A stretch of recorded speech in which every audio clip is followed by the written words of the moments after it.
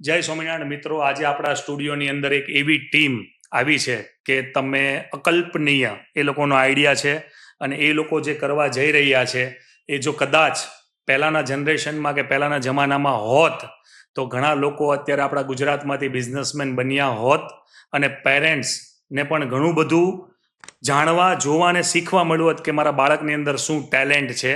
તો આપણી સાથે જે ટીમ અત્યારે હાજર છે એ લોકો સુરત સિટીની અંદર એક એવો શો, એક એવું ઇવેન્ટ કે એક એવું પ્લેટફોર્મ રજૂ કરવા માટે ભેગા થયા છે કે તમે સાંભળશો ને, તમે જોયું તો હશે ટીવીની અંદર ઘણું બધું આવે છે અત્યારે, એટલે તમને હમણાં નામ હું આપીશ ને એટલે તમને ખ્યાલ આવી જશે કે કદાચ આ ટાઈપની કંઈક થીમ હશે. એ લોકોનો જે આઈડિયા છે એને સલ્યુટ છે. મેં મારા જીવનની અંદર જો કદાચ આ પ્લેટફોર્મ પહેલાં હોત ને તો હું મારા બિઝનેસને ઘણો બધો આગળ લઈ ગયો હોત. ઇવેન્ટ, શો અને પ્લેટફોર્મનું નામ છે ગાબાણી શાર્ક ટેન્ક. એમની ટીમ આજે આપણા સ્ટુડિયોની અંદર આપણા પોડકાસ્ટમાં આવી છે, જેનાથી આખા ગુજરાતના જેટલા પણ સ્ટુડન્ટો છે એ સ્ટુડન્ટોને એક પ્લેટફોર્મ મળશે, એના વિચારોને એ પાંખોની સાથે ઉડી શકશે, એ દુનિયાની અંદર નામ બનાવી શકશે. પ્લસ એવા સ્ટુડન્ટ કે જેની પાસે આઈડિયા તો છે, જેની પાસે બિઝનેસ કરવા માટેના ગટ્સ પણ છે, સ્કિલ પણ છે, પણ ઇન્વેસ્ટમેન્ટ નથી, તો આ પ્લેટફોર્મ ઇન્વેસ્ટરો માટે પણ એક વરદાન સ્વરૂપ છે. બિકોઝ કે ઘણી જગ્યાઓ પર ઇન્વેસ્ટ કરતા હોઈએ પૈસા, પણ કોઈ જગ્યા ઉપર એવો એગ્રીમેન્ટ સાઇન હોય નહીં કે એમાં પ્રોફિટ જ મળે. તો ઇન્વેસ્ટરો આજના આપણા ભારતીય યુવા, આપણું જનરેશન, જેને જનરેશન ઝી કહેવામાં આવે છે, એ લોકોના નવા નવા બિઝનેસ આઈડિયાને ઇન્વેસ્ટ કરીને એમની સાથે એઝ અ પાર્ટનરશિપ અને એઝ અ ઇન્વેસ્ટ કરીને નવો બિઝનેસનું સ્ટાર્ટઅપ કરવા માટે જશે. અને જે લોકો આ ટીમ, જે લોકોએ એક્ઝિક્યુટ કરેલો છે આ પ્લેટફોર્મ, આ પ્લાન, એમને હું સલ્યુટ કરીશ કે વાવ, કે આ રીતેનું પ્લેટફોર્મ લગભગ લોકો વિચારી પણ નથી શકતા. અને એક સ્ટુડન્ટોએ આ કરેલું છે. સુરતની એક કોલેજ છે, એ કોલેજમાંથી સ્ટુડન્ટોની આખી ટીમે બહુ સરસ રીતે આ પ્લેટફોર્મને તૈયાર કર્યું છે. એમનો ઇન્ટ્રો એમના જે ફાઉન્ડર છે, શ્રી નામ છે એમનું, એ શ્રી આપશે. તો શું કહેવું તમારું? નમસ્તે મિત્રો, હું માયસેલ્ફ શ્રી સખિયા, ગાબાણી શાર્ક ટેન્કનો ઇવેન્ટ હેડ છું. આ ઇવેન્ટ કરવાનો મુખ્ય હેતુ અમારો એવો છે કે ઘણા બધા વિદ્યાર્થીઓ પાસે કોઈ ઇનોવેટિવ આઈડિયા છે કે જેમને પોતાનો બિઝનેસ સ્ટાર્ટ કરવો છે અથવા નાના લેવલ પર પોતે બિઝનેસ કરે છે પણ એને ગ્રોથ કરવા માટે એમને ફંડિંગની જરૂર છે. તો અમે કેવો વિચાર કર્યો કે ઘણા બધા ઇન્વેસ્ટરો એવા છે કે એમને ઇન્વેસ્ટમેન્ટ પણ કરવું છે, તો એક કોઈ સારા આઈડિયાની અંદર કરે. એટલે અમે 12 જણાની ટીમ છે સાથે મળ્યા અને અમે નક્કી કર્યું કે આપણે ગાબાણી શાર્ક ટેન્ક નામની એક ઇવેન્ટ કરીએ, જેમની અંદર જે વિદ્યાર્થીઓ પાસે સારો ઇનોવેટિવ આઈડિયા છે એમને બોલાવીએ અને જેમની પાસે ઇન્વેસ્ટમેન્ટ છે, જે લોકોને કે ઇન્વેસ્ટમેન્ટ કરવું છે, એવા લોકોને બોલાવીએ અને બંને સાથે મળીને પોતાનો ગ્રોથ કરે. શું તમારી ટીમની અંદર બધા જ લોકો સ્ટુડન્ટ જ છે? યસ, અમારી ટીમની અંદર 12 લોકો છે, 12 વ્યક્તિ સ્ટુડન્ટ જ છે, એ પણ બીબીએ ના. ઓકે. અને બધા લોકોને તમે અલગ અલગ રીતે એક્ઝિક્યુટ કરેલું છે કે આમનું કામ આ છે, આમનું કામ આ છે, આમનું કામ આ છે, એ રીતેનું? યસ, હું છું તો ઇવેન્ટ હેડ છું. મારી સાથે છે રોનક મહેનપરા, એ ઇવેન્ટના વાઇસ હેડ છે. ત્યારબાદ મારી સાથે છે ફેનિલ મિયાણી, જે ફાઇનાન્શિયલ હેડ છે. આગળ વાત કરીએ તો મારી સાથે છે મયંક બાલાળા, એ રજિસ્ટ્રેશન હેડ છે. એમ આગળ રિદ્ધિ ગુજરાતી છે, જે સ્પોન્સર હેડ છે. ત્યારબાદ છે આસ્થા ગોદરિયા, જે પ્લાનિંગ હેડ છે. આવી રીતે અમારી સાથે ટોટલ 12 વ્યક્તિઓ જોડાયેલા છે. તો આ ગાબાણી શાર્ક ટેન્ક છે, એનાથી સ્ટુડન્ટોને શું પ્રોફિટ થશે, એને શું ફાયદો? ગાબાની શાર્ક ટેન્ક જે અમે પહેલા જે થોટ પ્રોસેસ અમારી હતી કે શરૂ કરવી, તો સ્ટુડન્ટ્સને ઘણા બધા, જે રીતે શ્રીએ વાત કરી કે સ્ટુડન્ટ પાસે સ્ટાર્ટઅપ આઈડિયાઝ છે કે કોઈ એ પહેલેથી પણ સ્ટાર્ટઅપ કરી રહ્યા છે કે બિઝનેસ કરી રહ્યા છે, તો બધા સ્ટુડન્ટ ફંડિંગ કે કેપિટલ આવીને અટકે છે કે કોઈ મેન્ટરશિપ આવીને અટકે છે કે કોઈ સારા મેન્ટર. તો ગાબાની શાર્ક ટેન્કના થ્રુ અમે એવું ઈચ્છીએ છીએ કે જે એવા સ્ટાર્ટઅપ છે, જે સારા સ્ટાર્ટઅપ છે, એને ફ્યુચરમાં યુનિકોર્ન થઈ શકે એમ છે, એને સારા ઇન્વેસ્ટર મળે અને મેન્ટર મળે. અને જે સ્ટુડન્ટ છે કે જે વિચારી રહ્યા છે કે મારે શું બિઝનેસ કરવો, શું સ્ટાર્ટઅપ કરવો, તો એમને આ ઇવેન્ટના થ્રુ મોટિવેશન મળી જાય. તો આપણે જે અત્યારે જે તમે આ ગાબાણી શાર્ક ટેન્ક તરીકે જે 7 જાન્યુઆરીએ લોન્ચ કરવા જઈ રહ્યા છો શો, તો શું એ આપણે જે ટીવી શોની અંદર જે શાર્ક ટેન્ક આવે એ ટાઈપની થીમ છે, એ રીતેનું જ છે? હા, હા ઉમેશભાઈ, આ તમે બહુ સારી વાત કરી, કારણ કે ઘણા બધાને જે કન્ફ્યુઝન છે કે આ ઇવેન્ટ છે કે કોઈ સ્પર્ધા છે. ના, આ રિયલ શાર્ક ટેન્ક જેવું જ છે કે જ્યાં રિયલ ઇન્વેસ્ટર્સ આવશે કે જે પોટેન્શિયલી ઇન્વેસ્ટ કરશે તમારી ફર્મની અંદર અને એને તમને મેન્ટરિંગ આપશે અને ગ્રોથમાં પણ હેલ્પ કરશે. ગાબાણી શાર્ક ટેન્કની અંદર ઇન્વેસ્ટરોને શું પ્રોફિટ થશે? સર, ગાબાણી શાર્ક ટેન્કની અંદર ઇન્વેસ્ટરને ઈ પ્રોફિટ થવાનો છે, કારણ કે ઇન્વેસ્ટરને છે ને સારી જગ્યાએ સારા આઈડિયા કે બિઝનેસમાં ઇન્વેસ્ટમેન્ટ કરવું હોય છે, પણ ગેરંટીવાળો તો કોઈ આઈડિયા હોતો જ નથી. અમારા ગાબાણી શાર્ક ટેન્કમાં એવા આઈડિયાઝ આવશે જેમાં ફિલ્ટર આઈડિયા હશે, લાઈક જેનો બેસ્ટ આઈડિયા હશે એ આગળ જઈને એમનો ગ્રોથ થશે કે નહીં. છે ઇન્વેસ્ટર્સને એ બેનિફિટ મળશે કે એમને થોડીક તો ગેરંટી મળશે કે હા ફ્યુચરમાં આ બિઝનેસ આઈડિયા ગ્રોથ તો થશે જ. કારણ કે શ્યોરિટી પણ એ ઇન્વેસ્ટર જ લેશે, કારણ કે જ્યારે તમે શાર્ક ટેન્ક મેં જોયું છે એની અંદર એવું હોય છે કે તમે તમારા આઈડિયાને એક્ઝિક્યુટ કરો, પછી ઇન્વેસ્ટર નક્કી કરે કે મારે એની સાથે કઈ રીતે જોડાવવું છે. એટલે પહેલેથી જ સેલ્ફ કોન્ફિડન્સ એનો વધી જશે કે ભાઈ મેં જ નક્કી કરેલું છે. અને ઇન્વેસ્ટરો હોય ને એની અંદર એવું હોય છે કે પૈસા જ્યારે પણ ઇન્વેસ્ટ કરતા હોય ને ત્યારે એ લોકોને ફિક્સ જ હોય, નફો થશે કે નુકસાન થશે એ સાઈડની વાત છે. પણ બિઝનેસમેન કોને કહેવાય, ઇન્વેસ્ટર કોને કહેવાય કે રિસ્ક લેવું, અને એને ખબર જ છે કે પ્રોફિટ ક્યાંથી કઈ રીતે કાઢી લેવો. એટલે એ રીતે તમારા ઇન્વેસ્ટરને પણ ઘણો બધો ફાયદો થશે.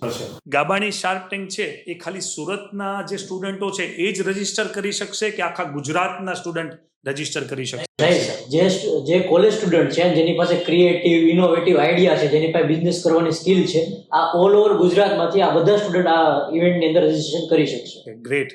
તો પછી રજીસ્ટ્રેશન માટેનું તમે શું છે કે કઈ રીતે સ્ટુડન્ટો રજીસ્ટર કરે? ઇન્સ્ટાગ્રામમાં અમારી પ્રોફાઇલ છે ગાબાણી શાર્ક ટેન્ક કરીને, તેને બાયોની અંદર એક લિંક આપેલી છે, તે લિંક પરથી જઈને કોઈ પણ વ્યક્તિ એમાં રજીસ્ટ્રેશન કરાવી શકે છે. ઓકે, પછી ત્યાં એની અંદર ફોર્મ ફિલઅપ કરેલું છે. મયંકભાઈ, પણ જ્યાં સુધી મને ખ્યાલ છે ત્યાં સુધી હું કહું, જેટલા પણ સારા અને જેટલા પણ અલ્ટ્રા લક્ઝરી લેવલના આઈડિયાઝ છે ને એ લગભગ મીડિયમ કરતાં પણ લોઅર ક્લાસ હોય ને ત્યાંથી આવે છે. તો એ લોકોને રજીસ્ટ્રેશન કરવા માટે તમારી લિંક ઓપન કરીને જે એમનું જે ભરવાનું હોય આખું ફોર્મ જે ફિલઅપ કરવાનું હશે તો એ શું આવડશે? એ રીતે તમે કરેલી છે પ્રોસેસ? ફોર્મ હાઉ સિમ્પલ રીતે અમે ડિઝાઇન કરેલું છે, જેમાં ખાલી તમારું નામ, તમારા નંબર અને તમારું બેકગ્રાઉન્ડ અને તમારા બિઝનેસનો આઈડિયા, બસ એટલું જ ફિલઅપ કરવાનું. બાકીની બધી જ વસ્તુ છે એ તમને અહીંયા આવશે, મળશે, પછી નક્કી થશે. ડન. તો ગાબાણી શાર્ક ટેન્ક છે એ જ્યાં સુધી મને ખ્યાલ છે ત્યાં સુધી 7 જાન્યુઆરી 2026 તમે સુરતની અંદર એ પ્લેટફોર્મને ઇવેન્ટ કરવાના છો. તો પછી સ્ટુડન્ટો અને ઇન્વેસ્ટરનો જો સારો રિસ્પોન્સ રહેશે, વધારે રિસ્પોન્સ રહેશે, ઇન્ક્વાયરીઓ વધારે જનરેટ થશે, તો શું તમે ગુજરાતના અલગ અલગ સિટીઓમાં પણ આ પ્લેટફોર્મને સ્પ્રેડ કરવાના છો? યસ સર, આ ઇવેન્ટને મેં જો વિદ્યાર્થીઓ તથા ઇન્વેસ્ટરો એ બંનેનો જો સારો રિસ્પોન્સ મળ્યો ને તો આગળ વડોદરા, આણંદ, અમદાવાદ એવી રીતે અલગ અલગ સિટીની અંદર પણ અમારે સ્પ્રેડ કરવું છે કે જેથી કરીને અલગ અલગ સિટીની અંદર પણ જે સ્ટુડન્ટો છે જેમની પાસે સારો આઈડિયા છે અને ત્યાંના જે ઇન્વેસ્ટરો છે બંને વ્યક્તિને એક પ્લેટફોર્મ મળી રહે. યસ, ડેફિનેટલી કરવું જોઈએ. બહુ સરસ વાત છે. ગાબાણી શાર્ક ટેન્ક જો પહેલાના સમયમાં હોત અને પહેલાના સમયમાં જો આવું પ્લેટફોર્મ મળ્યું હોત તો કેટલા વિચારો જીવતા હોત? પહેલાના જમાનામાં જો આવું હકીકતમાં કોઈક આઈડિયા આવત કે કોઈ પ્લેટફોર્મ હોત તો અમારા પરિવારમાં મારા પપ્પા પણ પોતે કંઈક બિઝનેસ પ્લાન કરી શકે અને ઇન્વેસ્ટરો એમાં ઇન્વેસ્ટ પણ કરી શકે. તો આજે પણ અમે મોટા ઊંચા લેવલ ઉપર હોઈ શકીએ કે અમે જ નહીં, ગુજરાતના ઘણા લાખો પરિવારો એવા હોઈ શકે કે ઊંચા લેવલ પર હોઈ શકે. Yes, definitely. જે તમે કહેવા માંગો છો ને એનો હું તમને અર્થ કહું કે જો કદાચ પહેલાના સમયની અંદર આવું કોઈ પ્લેટફોર્મ હોત ને તો મારા પેરેન્ટ્સ, આ ગુજરાતના એવા લાખો પેરેન્ટ્સ એવા હોત કે 25 વર્ષથી સવારે 7 વાગ્યામાં ઉઠે, આપણા મમ્મી હોય કે બેન દીકરીઓ હોય ટિફિન બનાવે, રાતના 8 વાગ્યા સુધી જોબ કરતા હોય અને રાત્રે જ્યારે ઘરે આવે ને ત્યારે એના બાળકો સૂઈ ગયા હોય. નાનપણ હોય ને બચપન, જે જ્યારે એક ફાધર બને ને ત્યારે એની એવી હેપીનેસ હોય, એવી ખુશી હોય કે ભાઈ મારા બાળકોનો જન્મ થયો ને હું ફાધર બન્યો. પણ એ નોકરીના ચક્કરમાં, પૈસા કમાવાના ચક્કરમાં બિચારો સવારે 7 વાગ્યાથી સાંજે 8 વાગ્યા સુધી જોબ કરવા માટે જાય. એના બાળકનું બાળપણને પણ એ એન્જોય નથી કરી શકતો, કારણ કે પૈસા કમાવા માટે, ઘર ચલાવવા માટે કંઈક તો કરવું જ પડશે. પણ જો તમારા જેવું પ્લેટફોર્મ પહેલાના સમયમાં હોત તો કદાચ લાઈફ આજે કંઈક અલગ હોત. એમની પણ, મારી પણ, તમારી પણ અને જેટલા દર્શક મિત્રો જોવે છે ને એ બધાની પણ. એટલે તમે બહુ સરસ પ્લેટફોર્મ લાવ્યું છે.